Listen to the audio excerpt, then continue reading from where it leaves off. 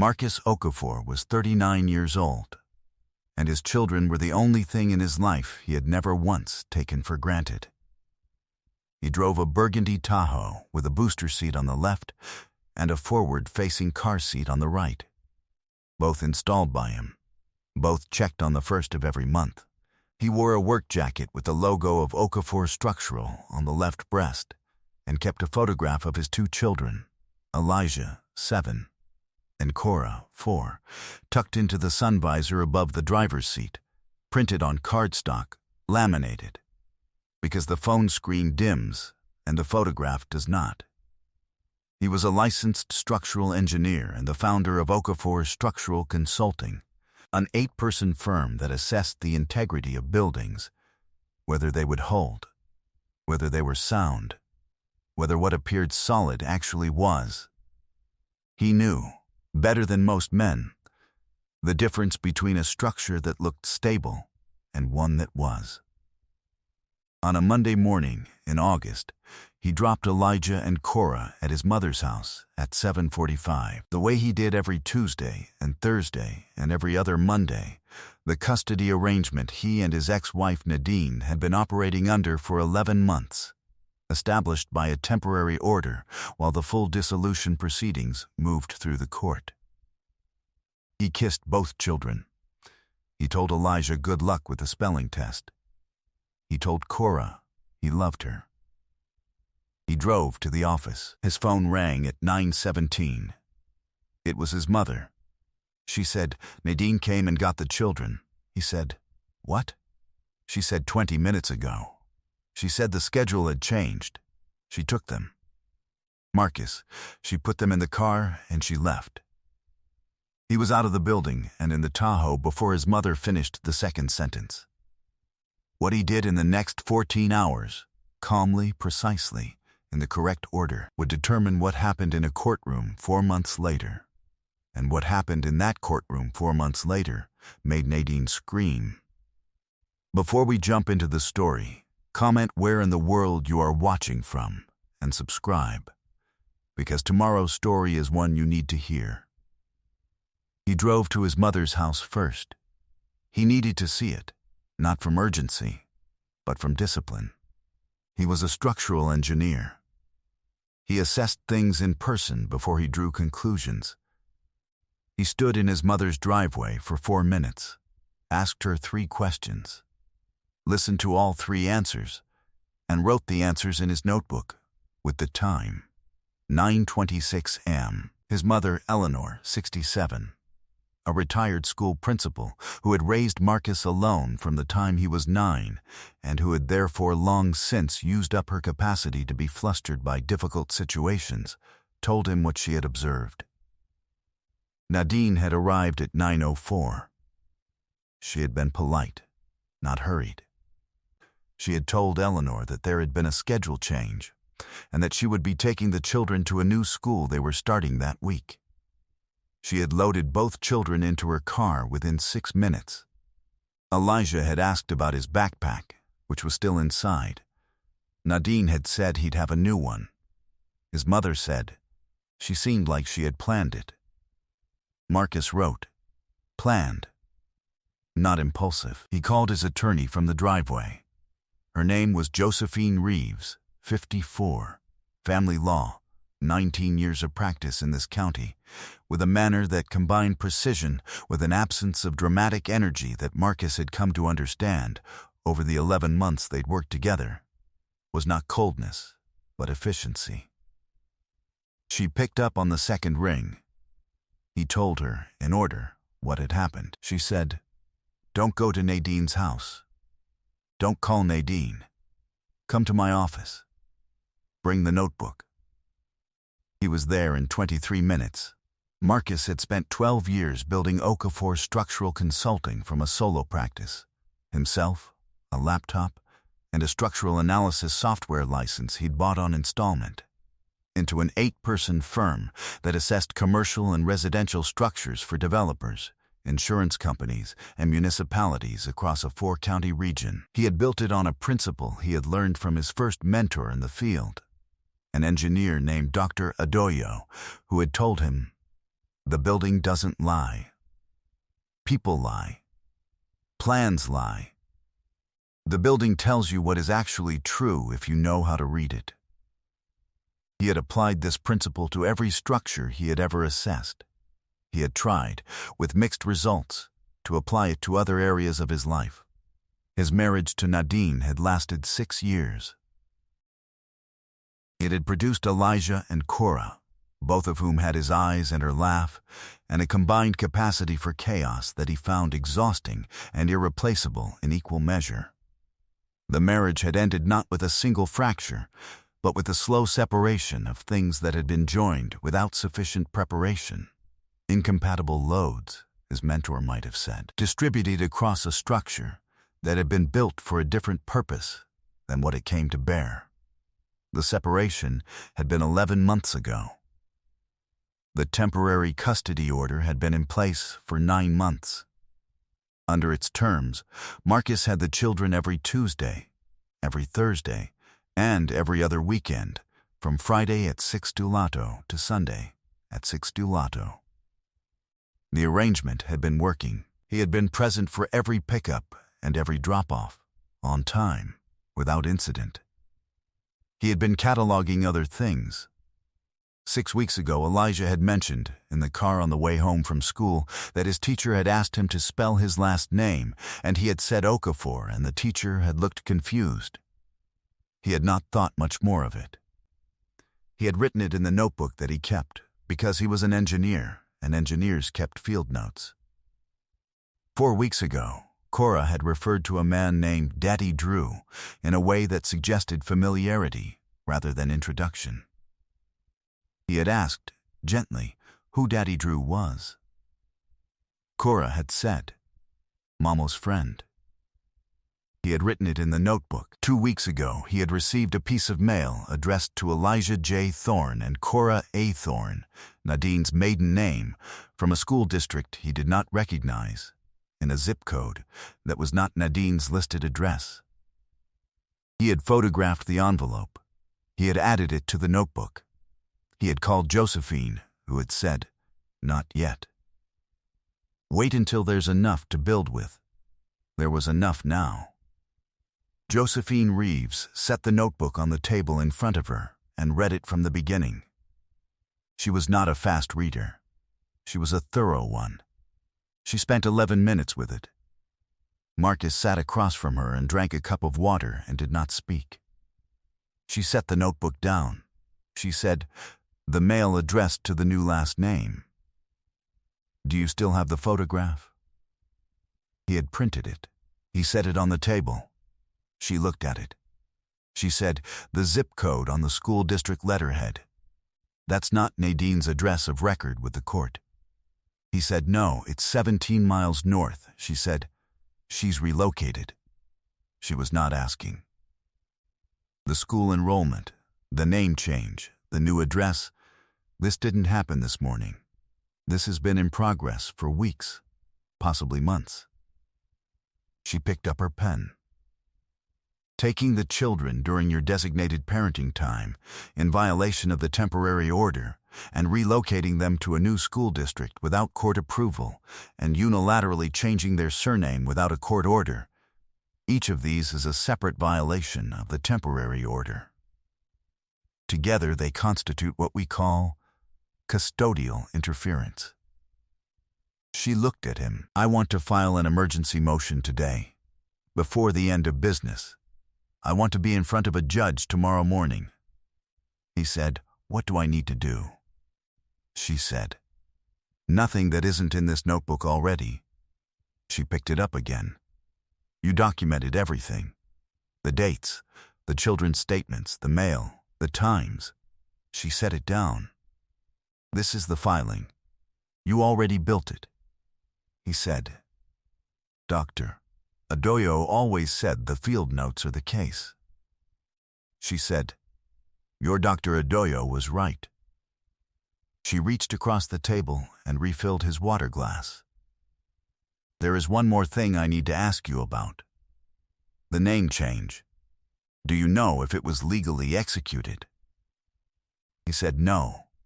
I only know about the school enrollment. she said. A legal name change for a minor requires either both parents' consent or a court order. If she did it without your consent and without a court order, it's not valid. If she did it with a forged signature, and given the rest of this, I want us to verify, that's a separate matter entirely. She paused. I'm going to ask you to do one thing this afternoon. Call the county clerk's office. Ask if there is a name change petition on file for Elijah Okafor or Cora Okafor. If there is, ask for a copy. He made the call from the parking lot of her office at 1:04 p.m. There was no petition on file, no court order, no legal proceeding of any kind.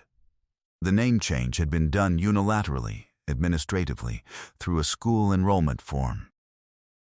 She had written Thorne on the enrollment documents, and the school had accepted it. It was not a legal name change. It was a unilateral act with no legal standing. His children's legal names were Elijah Marcus Okafor and Cora Adeze Okafor. They had been those names the morning she put them in the car, and they were those names still. He called Josephine from the parking lot and told her. She said, "Good, that simplifies the hearing considerably." She paused. "Marcus," he said. "Yes," she said. "I want you to hear me. You have been following the order. You have been documenting. You have not reacted impulsively to any of this. What you have given me today is a notebook that shows, date by date, that you have been exactly where you were supposed to be, doing exactly what you were supposed to do." A pause. "Tomorrow, that's going to matter more than anything else in that courtroom." He said, "I know." He sat in the parking lot for a moment after he ended the call. He looked at the photograph above the sun visor, Elijah and Cora on the back porch of his apartment, from a Saturday 2 months ago, Elijah with a gap where his left front tooth had been, Cora in a yellow dress she had chosen herself, and which she had insisted on wearing for 3 consecutive days. He started the Tahoe. He drove home. He did not go to Nadine's new address. He did not call her. He ate dinner, reviewed the field notes one final time, and went to bed at 10:30. He lay awake for an hour. Then he slept. He didn't move fast. He had already moved. 14 months of custody compliance, 11 months of field notes, 4 weeks of documented observations about a situation that had been developing while he had been arriving on time to every pickup and every drop-off. He had been moving correctly the whole time. He had just not yet had occasion to show the court what that movement looked like. The emergency motion was filed at 4:47 p.m. on Monday. Josephine had prepared it in 3 hours.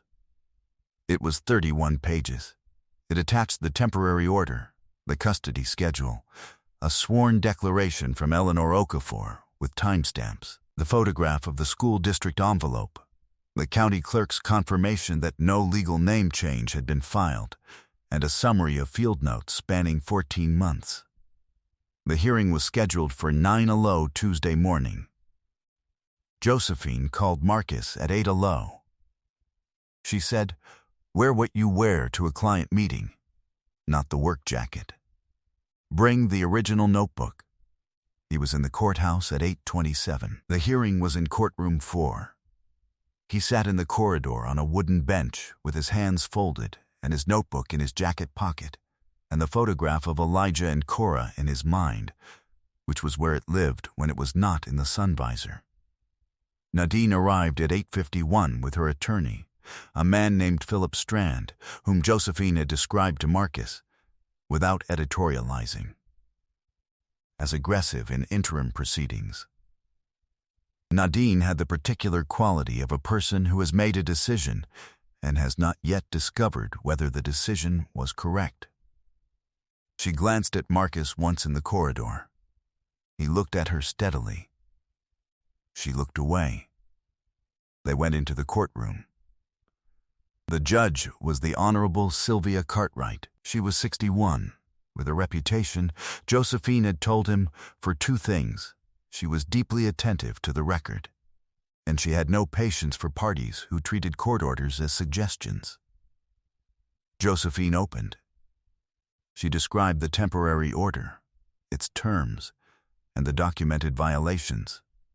The unauthorized pickup during Marcus's parenting time on a Monday morning, the undisclosed relocation to a new address 17 miles from the address of record, the unauthorized school enrollment under a surname that was not the children's legal name and for which no court order or parental consent existed. She set the field notebook on the table. She said, "Your Honor, Mr. Okafor has maintained a contemporaneous record of every parenting exchange, every relevant observation, and every communication related to the children over the past 14 months. The record shows that he has been present for every scheduled parenting time, without exception. It also shows a documented pattern of observations, the children referencing a new surname at school, a piece of mail addressed under that surname from an unrecognized school district that established that Monday morning's taking of the children was not an impulsive act. It was the visible end of a process that had been underway for weeks." She set the county clerk's confirmation on the table. "The surname used on the school enrollment forms has no legal standing. Elijah Marcus Okafor and Cora Adeze Okafor are the legal names of these children. They remain so." Strand opened for Nadine. He was smooth and organized. He described a mother who was concerned for her children's welfare, who had acted out of that concern, who had believed that a change of environment was in the children's best interests. He used the phrase, "best interests of the children," 7 times in 8 minutes. He characterized the new school district as an improvement. He suggested that Marcus's documentation habit was a sign of adversarial intent rather than parental involvement. The judge asked Strand 2 questions. The first was about the court order. Specifically, whether Nadine had sought a modification of the temporary order before relocating the children.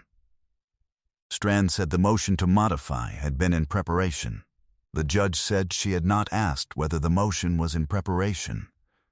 She had asked whether it had been filed before the relocation occurred. Strand said it had not. The second question was about the name change. The judge asked whether a petition had been filed with the court. Strand said the name was an administrative matter for the school. The judge said she had not asked about the school. She had asked about the court. Strand said no petition had been filed. The judge looked at Strand for a moment. Then she looked at her papers. The courtroom was quiet.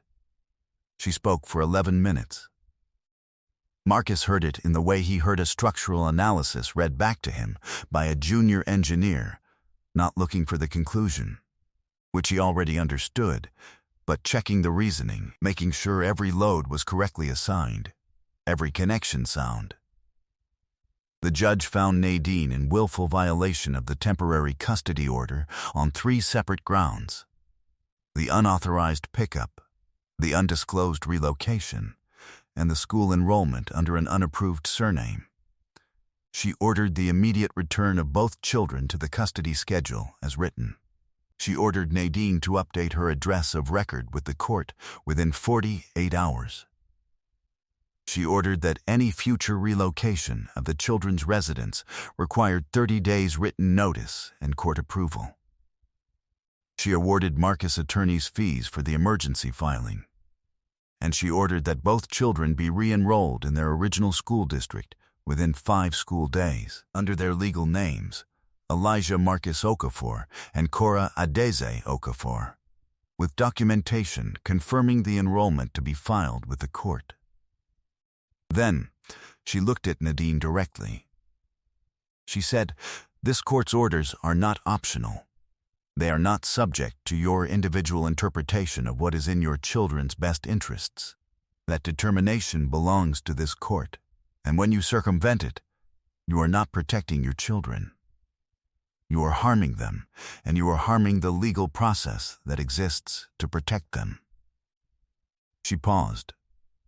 I want to be very clear that any future violation of this order will result in a custody modification hearing that will consider these violations as part of the record. Do you understand? Nadine's attorney put his hand on the table. Nadine looked at the judge.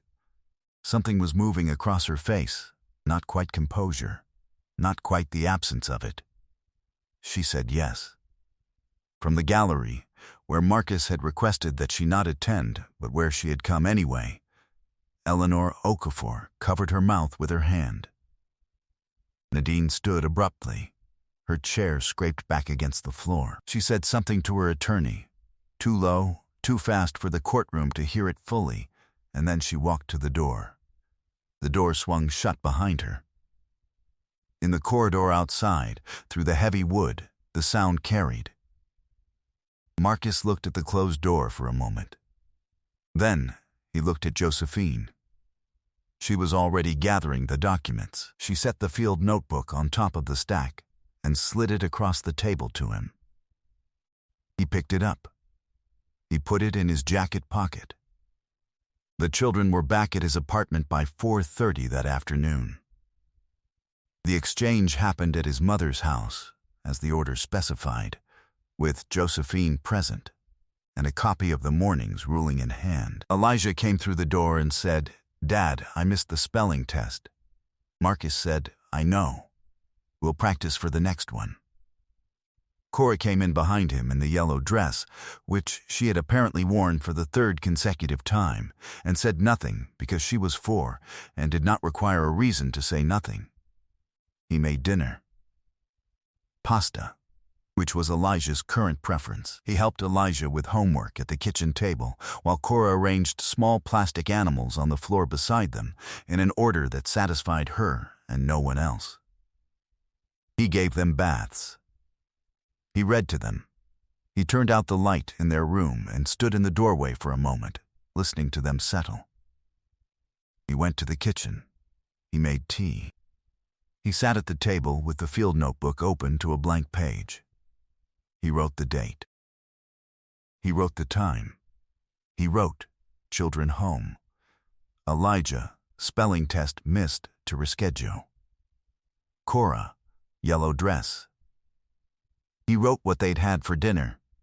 He noted bedtime. He closed the notebook. 4 months later, the full custody hearing produced a permanent order. The violations were in the record. The 14 months of field notes were in the record. Josephine had prepared the case with the same thoroughness she had brought to the emergency motion.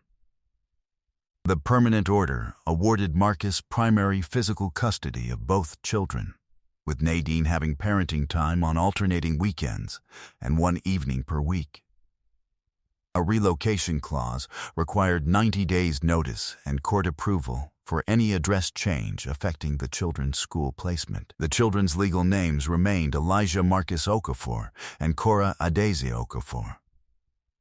This was not part of the ruling. It had never required a ruling. It had simply always been true. Okafor Structural Consulting signed its largest contract in the firm's history in the spring, a municipal infrastructure assessment spanning 6 bridges and 14 public buildings. 2 years of work, awarded by the county on the basis of the firm's record of accuracy and thoroughness. Marcus had submitted the proposal himself, had spent 3 weeks on it, had triple-checked every figure because he had learned, a long time ago, that the field notes are the case. He hired a 9th engineer in April. He promoted his longest-serving associate to senior engineer in June and gave her the news on a Wednesday afternoon with 2 cups of coffee on the table between them and the city visible through the window and no ceremony beyond the fact of it. Because the fact was sufficient. He answered every call the same day. He printed a new photograph for the sun visor in July. Elijah and Cora on the back porch again. Elijah with the tooth grown back in now, Cora in a new dress she had chosen herself, a different color from the yellow, though she had not entirely retired it.